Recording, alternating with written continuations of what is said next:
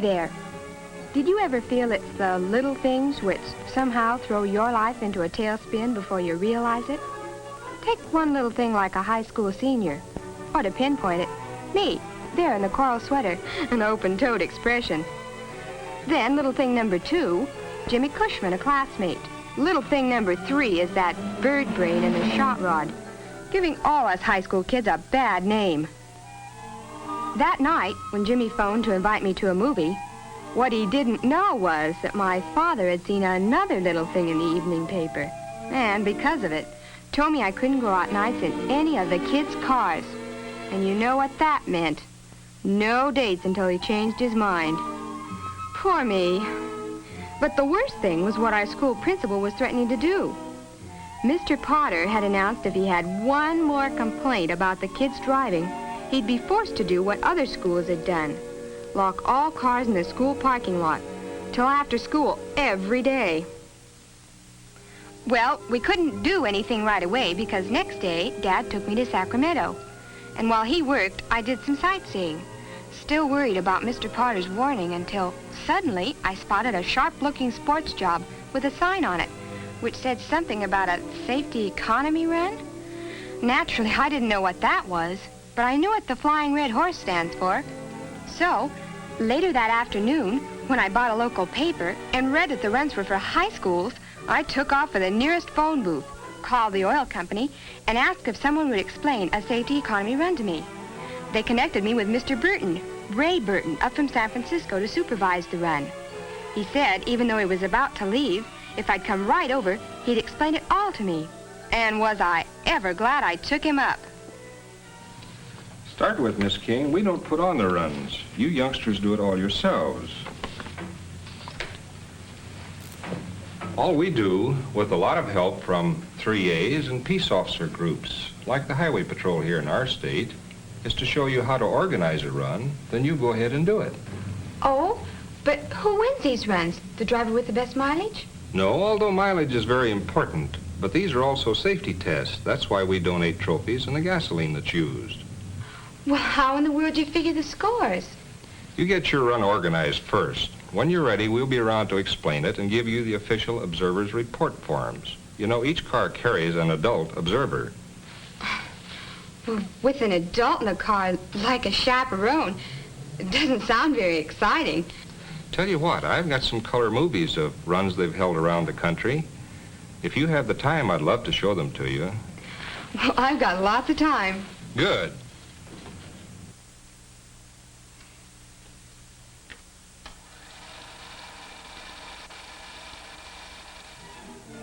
I was surprised to see how many schools everywhere had entered past safety economy runs, and how all the faculties pitch in and help. Imagine, just as in the big economy run, all cars are weighed. So, with the 10-mile scoring system, cars of all kinds compete on an equal basis. Now there's a sight, Seattle's floating bridge over Lake Washington.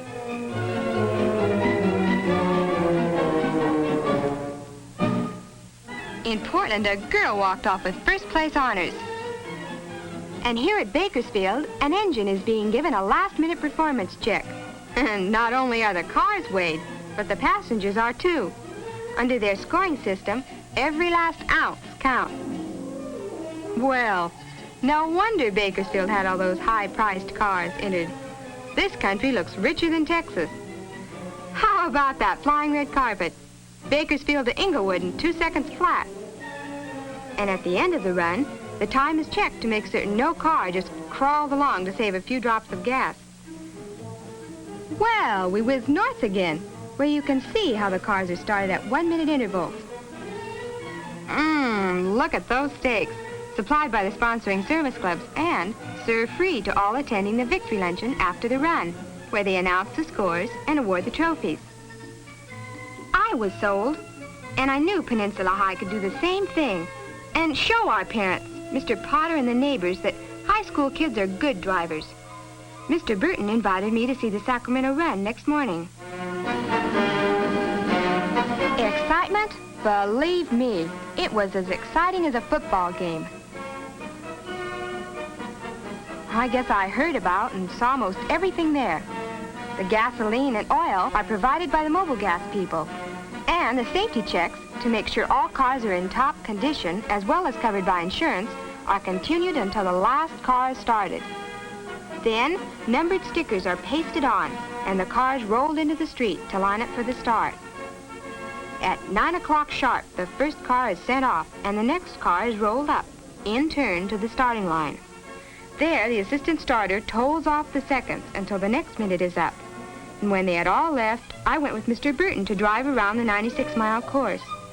It was a real kick for me. But most of all, I couldn't wait to get back to San Francisco to see what I could do about whipping up some enthusiasm for a safety economy run of our own.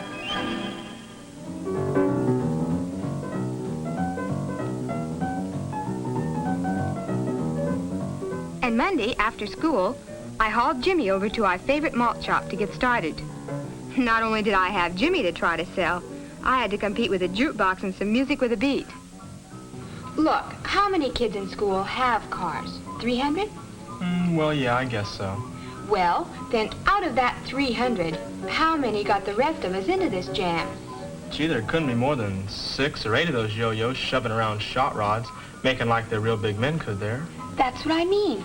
So if you were Mr. Potter... Thank you, ma'am. Well, if you were, and a lot of our bunch entered the run and got really good scores, wouldn't you think we're not all goof-offs like Ronnie and Tay and their gang that digs out every time they get into a car? Well, yeah. But if you can convince your father of that, then I'm with you. Good. Then let's start making a list of... Uh-oh. Okay, you're vice president of student council. Get to work, because here comes Flash Gordon himself. Hi, Tay. Well, what's new and funny, my little bunny? Tay, listen a minute.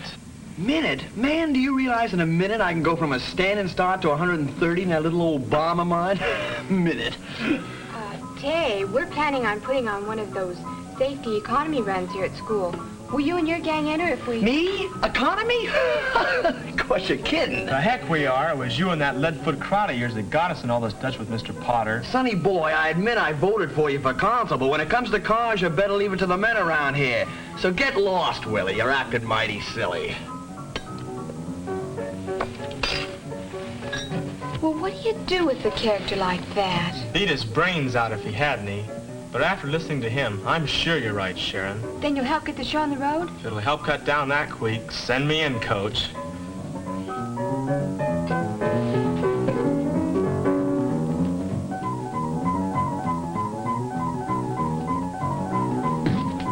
Hey, Sharon, I got a whole committee. Oh, sure. After twisting my arm. And my wrist. Not me. I just came along because I think boys are fun. This is a run for automobiles, not boys, you know. Who's running? I just take my trusty shotgun and bang.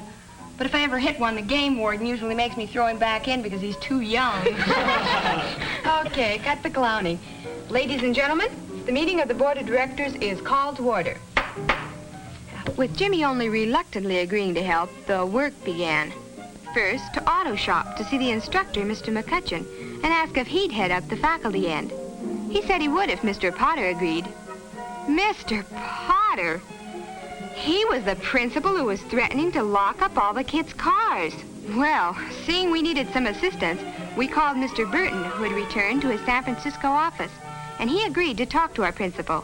After all the trouble Mr. Potter had had because of the few kids like Tay, who make a racetrack of the streets, it's no wonder he didn't take to the request at first. But after Mr. Burton gave him a few facts and figures, he said okay, and gave us permission for Mr. Burton, highway patrol officers, and me to address an assembly. Get me, a big shot, a public speaker yet. Next day, to get sign-ups, I guess Jimmy and I answered almost every kind of question. Like, a run is usually over a course of about 100 miles, which we'll lay out with the 3As and the highway patrol. That any student with a valid driver's license may enter, driving any standard type of car. And that to make it a test of good driving habits, observers go along and give penalties of 1/10 of a gallon for each infraction of a traffic law, if any. Jimmy and I did fine. 24 kids signed up the first day, and we were real proud as we went to the malt shop to meet Mr. Burton. He thought we'd done a bang-up job. In fact, he teased us. Maybe he'd give us a job, selling gas and oil, door to door. Big joke. then, when he heard we hadn't gotten any other schools in, he warned us that in a city this size, with only one school entered, the run could be a flop. Having seen our sad sack faces, next day Mr. Burton was waiting for us in front of school. He had news for us. The company had agreed to award another trophy to help get other schools in. A sweepstakes trophy to be awarded to the school getting the best team score. Were we ever thrilled? With the old school spirit working for us, it would be a cinch. Next day, we told Mr. McCutcheon our good news, but found he'd already gotten 4 other schools to enter. And then he told us we were the ones who'd have to make talks to the service clubs to ask if they would provide the observers we'd need and the victory luncheon. Jimmy threw in the sponge, and I threw the book at James. If Mr. McCutcheon hadn't calmed us down, Jimmy and I still wouldn't be talking. But then we got more help from Mr. Burton. He went to the 3As, saw Mr. Moore, and they agreed they'd both help us get speaking dates, which they did.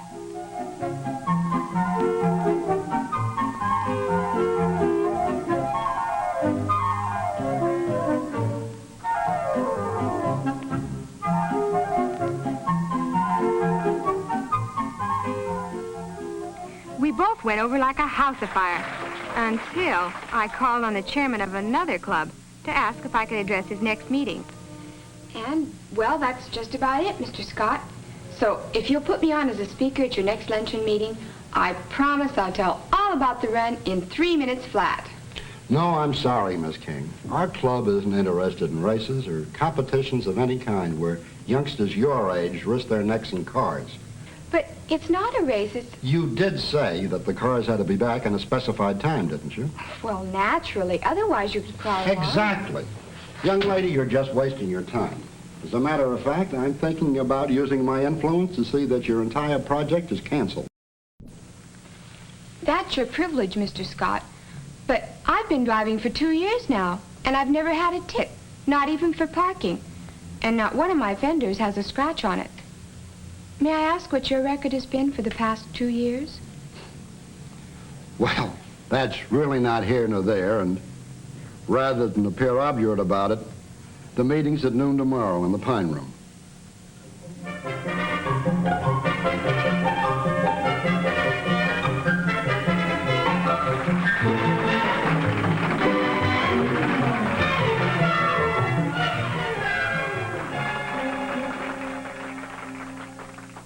Okay, Sharon, shoot.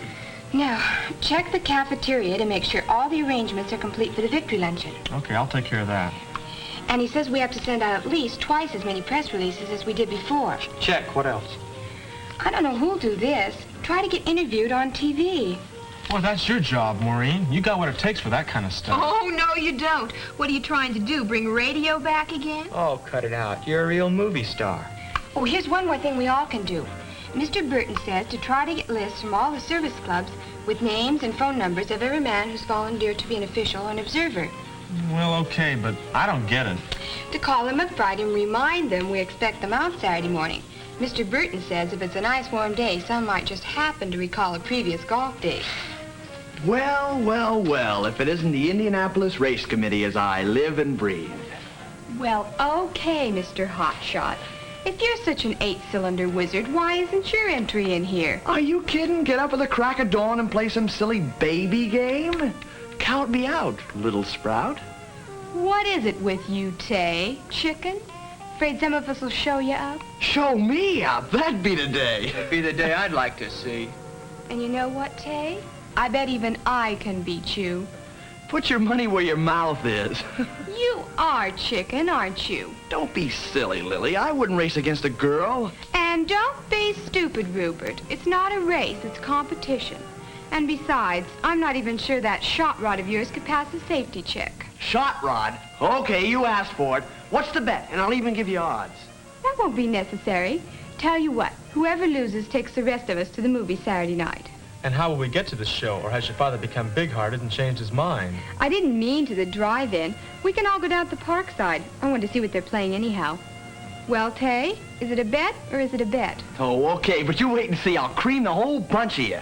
Just sign here, milkman, and we'll see if it'll be cream or just a large dose of skim milk. Safety checks start tomorrow. We were getting closer, and the auto shop volunteer crews work like maniacs checking cars. Maniacs is right, too, for who else would have passed Tay's car as being safe? I guess they checked the car, not the driver. But where there were boys, there was Sally, clowning as usual and doing anything to make Tay realize she was alive. Tay didn't think it was funny. And Mike, with his father's brand new hardtop, he didn't think it was funny either when they told him the car couldn't be okayed because the front wheels were out of line. Poor Mike, having to tell his dad 2 high school kids had rejected his shiny new car as unsafe. His father took to the notion like a duck to a load of buckshot. Next morning, school had hardly opened when Mike's father was there, chewing out Mr. McCutcheon as if it had been his fault. But Mr. McCutcheon explained that's what auto shop and driver ed courses are for. Mike's father went for that in a big way. He told Mr. McCutcheon he would have his wheels aligned and let Mike enter. But it wasn't all work at school. Maureen, for instance, went out with the run supervisors for a final check on the course they had laid out. And what a course! 100 miles through city, freeways, country, and, this being San Francisco, of course, across the Golden Gate Bridge into Marin County. It was all so beautiful we prayed it wouldn't rain the day of the run. Little did we know, poor innocents. Now the whole school helped. Journalism classes wrote all publicity we needed. Art classes designed the posters. And the print shop turned itself inside out doing the car placards. I even typed dozens of envelopes to the local newspapers. And Maureen was interviewed on TV, as Jimmy was on radio. The last big chore was weighing in the cars that were entered, because the weight of the cars and the occupants is used in figuring the final score. Saturday morning, the day of the run, I was out of the house by 6. And so were lots of others who jammed the station we were to start from, where the observers got their final instructions. They asked a lot of questions about how to score penalties for any infractions. The Ham Radio Club was checking with their mobile stations along the course. Placards were put on all cars entered, and so were strips of luminous paper to make it easier to pick out our run cars. Gas tanks were filled to the very brim, for free at that, and attendants marked the filler pipes so they could be refilled when the run was over to determine the exact amount of gas used. And then, for the first time, I noticed the weather. Gosh, if it rained now, how could we complete the course in 2 hours and 40 minutes? Mike was there, bright-eyed and bushy-tailed, and the law was there, too. Each car had a numbered sticker put on, and I drew number 45. Then Mr. Burton came up to introduce me to my observer, Mr. Samuelson, and told us we'd better weigh in and have the total entered into our official report.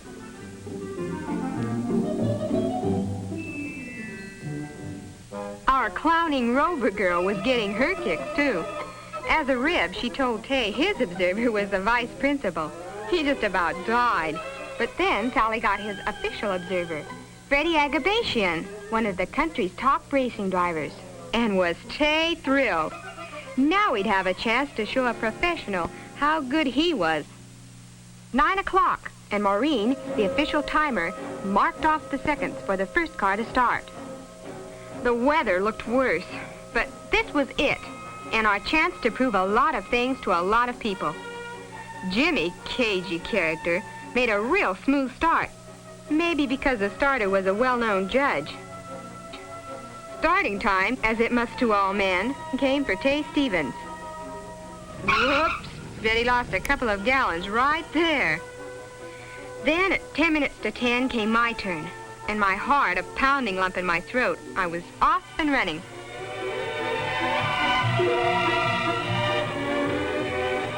Making sure we flashed our turn indicators, we rolled up onto Bayshore Highway, and I saw the weather was getting even worse. But with the traffic and having to watch the speedometer and all the other things I had to do, I didn't have much time to worry.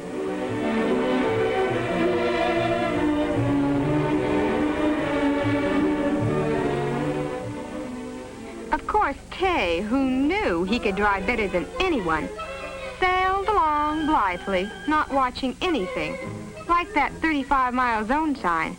And he never did argue Mr. Agabatian out of that penalty, or the other infractions he piled up. And then it hit us. Golly, rain. We all had to reduce our speed.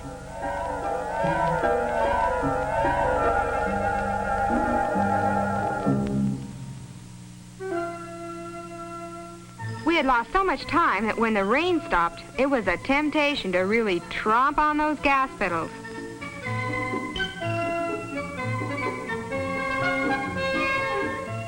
Now that we had been through overcast and rain, we ran into our next obstacle in trying to maintain the top legal speed. Fog. Good old fog to make us slow down again. But then, as it always does around our wonderful town, the fog washed away, and there, under the brilliant sunshine, was San Francisco itself.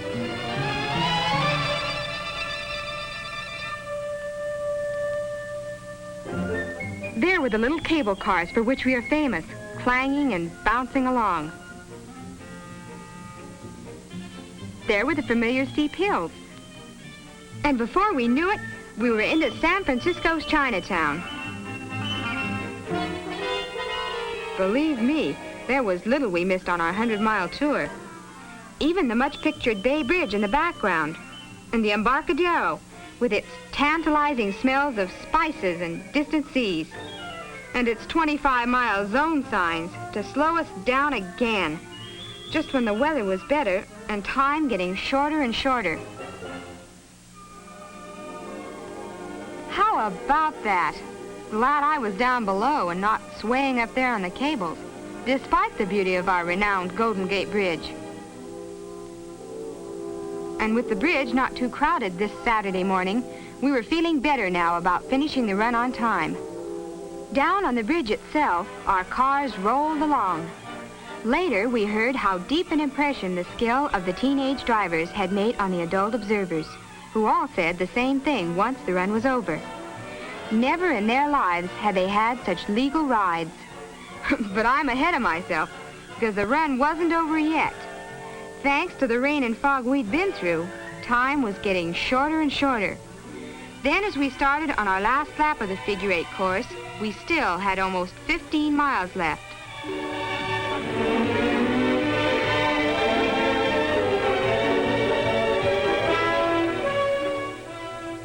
Then as we headed back to the bridge approaches, there it was again, rolling through the Golden Gate. Fog once more. By now, it was almost 11:40, and I knew the first cars should be back in town, approaching Polk and Hay Streets for the finish. But I didn't know that because of the rain and fog, all the officials were worried as the cars rolled back in just seconds under the time limit, some just missing being disqualified.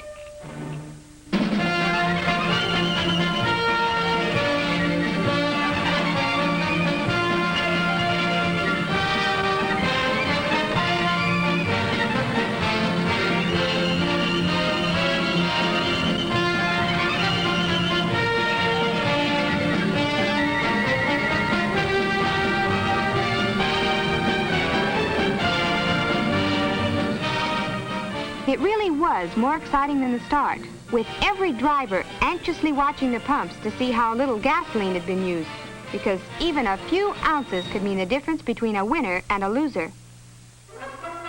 Then, with all the cars back, we trooped off to the victory luncheon and the announcements of the scores and the awarding of the trophies. Contestants sat with their friends and observers, while upstairs, computing machines clicked away, auditing the scores down to the last decimal point. If you go in for suspense, then this you would have loved.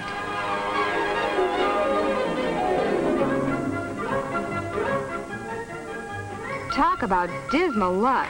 While we sat there simply dying to know how we had made out, Mr. Simpson, who had brought the trophies, awarded them first to the other 4 schools.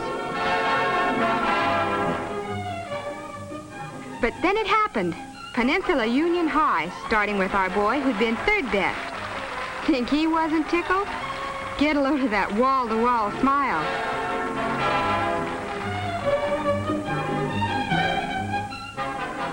Then Al Larson, who'd been 2nd. And finally, with all of us biting our nails, first place to unbelieving Jimmy Cushman.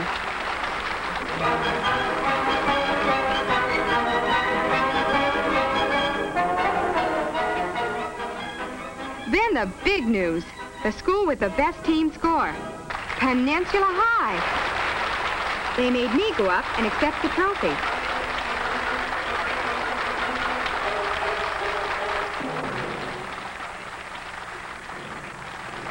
And then we all made tracks inside to see the huge piece of paper on which everyone's score was written. After all the boasting I'd done about doing better than Tay, I was popping my buttons till I found out if I had.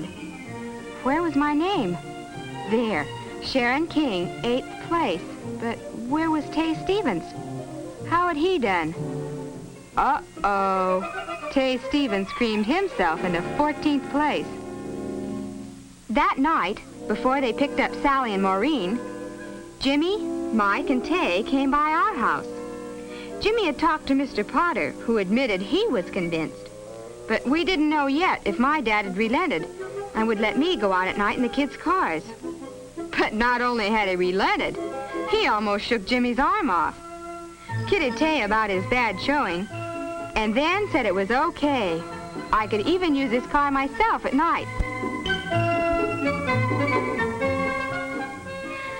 So, after all the work and discouragement, we had proved something. To Mr. Potter, to my father, and to anyone who reads a newspaper. Good old safety economy run.